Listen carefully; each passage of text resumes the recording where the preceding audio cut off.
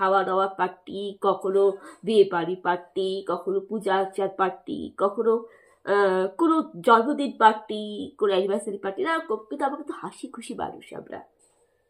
আমাদের পরিবারটা হচ্ছে খুবই ভালো ফ্যামিলি, সুখী ফ্যামিলি, এবং আমরা হাসি খুশি পরিবার, এবং আমি সবসময় হাসতে পারি, হাসতে ভালোবাসি। কিন্তু আমার শুধু একটাই দোষ আছে, একটা ভুল আছে, সেটা হচ্ছে রাগ। এছাড়া আমি কিন্তু হাসতে খুব ভালোবাসি, সবাইকে আমি হাসাই। কিন্তু যখন আমি কোনো অন্যায় দেখি তখন আমার মধ্যে বিবেক বোধ জন্মায়, এবং রবি ঠাকুরের সেই বাণী আমার মনে হয় যে অন্যায় যে করে, অন্যায় যে সহে, তবু কিনা তারে তিল সমদয়। তাই আমি কোনো অন্যায় সহ্য করি না, করব না, কারণ আমি অপরাধী নই, আমি অপরাধী হব না। আমি বাইবেলের বাণীকে সমর্থন করি, আমি রবি ঠাকুরের বাণীকে সমর্থন করি, বাইবেলের প্রভু যিশুকে সমর্থন করি, কারণ ওই সময় আমার মধ্যে একটা প্রভু যিশুর আত্মা মধ্যে ভর করে, মানে প্রভু যিশুর দেয়, এবং বাইবেলের বাণী তখন মনে পড়ে। তখন আমি কিন্তু সেই লোকসমাজের লোকলজ্জার মুখে চলি না, মানে লোকসমাজের কথা আমি শুনি না। কারণ লোকসমাজের কথা, লোকলজ্জার থেকে সবচেয়ে বড় হচ্ছে জিজাস ক্রাইস্ট, বাইবেলের বাণী, ঈশ্বরের নির্দেশ, ঈশ্বরের নির্দেশ পালন করা। সব থেকে বড় কথা হচ্ছে নিজের আত্মা যেটা চায় সেটা করো, আত্মাকে কষ্ট দিও না, কারণ আত্মা হচ্ছে পরমাত্মা। তাই আমি আমার আত্মাকে রেসপেক্ট করি। যখনই কোনো অন্যায় দেখি তখনই আমার আত্মাকে আমি রেসপেক্ট করি, তখনই আমার আত্মার ধর্ম পরম ধর্ম, সেটাকে মনে রাখি, গ্রহণ করে আমার তখন একটু রাগ হয়, তখন আমি একটু প্রতিবাদ করি। আর প্রতিবাদ করা দরকার, প্রতিবাদ করা সবচেয়ে ভালো দরকার। এক্ষেত্রে রাগ করাটা স্বাভাবিক। তাছাড়া আমি কিন্তু সবসময় রাগ করি না, আমি কিন্তু রাগী মানুষ নই।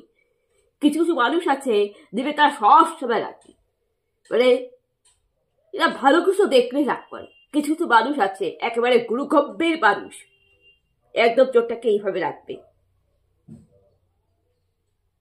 গুরুগম্ভীর মানুষ দেখবে, তাদের কথাবার্তা কিন্তু দেবে কর্কশ, এবং গুরুগম্ভীর মানুষ চুপ করে থাকে, একদম কোনো কথা বলে না। আর তাদের অল্পতেই রাগ, এবং তারা খুব রাগ, মানে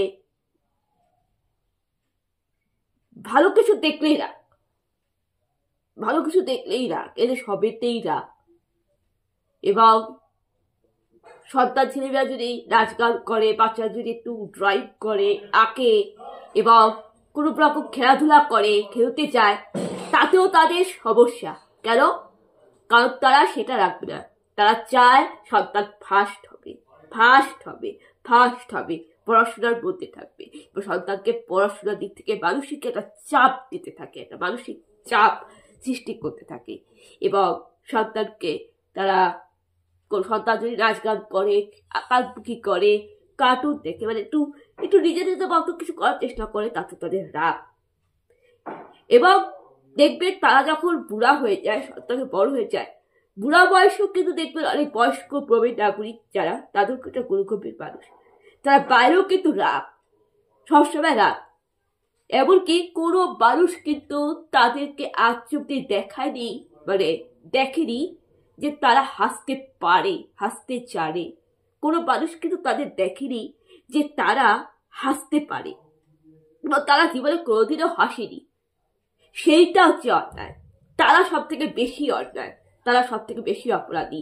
সেইটা উচিত নয়, সেইটাকে অ্যাভয়েড করা উচিত, হাসা উচিত।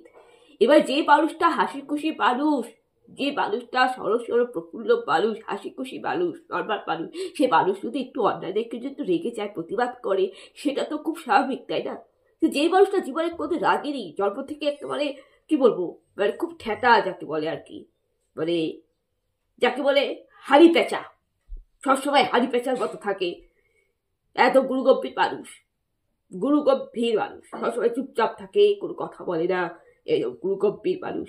আর রাগি, প্রচন্ড রাগি, সবসময় রেগে থাকে।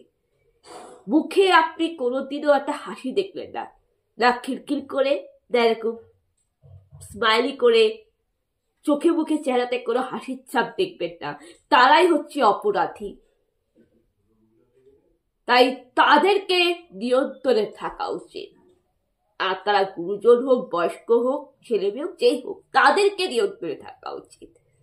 সেটা হচ্ছে অন্যায়, সেটা আত্মাকে কষ্ট দেওয়া, সেটা ঈশ্বরকে কষ্ট দেওয়া, এটা উচিত না।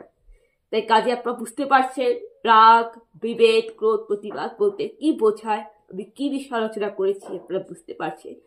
এবারে আসি চিরন্তন সত্য, এটা হচ্ছে শিক্ষা নিয়ে। এটা আমি কালকে আলোচনা করব। আজকে এই পর্যন্ত থাক। আপনারা সবাই ভালো থাকবেন, সুস্থ থাকবেন, এবং যদি কোনো ভুল ত্রুটি হয়ে থাকে, পরামর্শে কোনো ভুল ত্রুটি বলে থাকে, তাহলে মার্জনা করবেন, ক্ষমা করবেন। আজকে আবার এই পর্যন্ত বলা ছিল। আপনাদের সবাইকে ধন্যবাদ।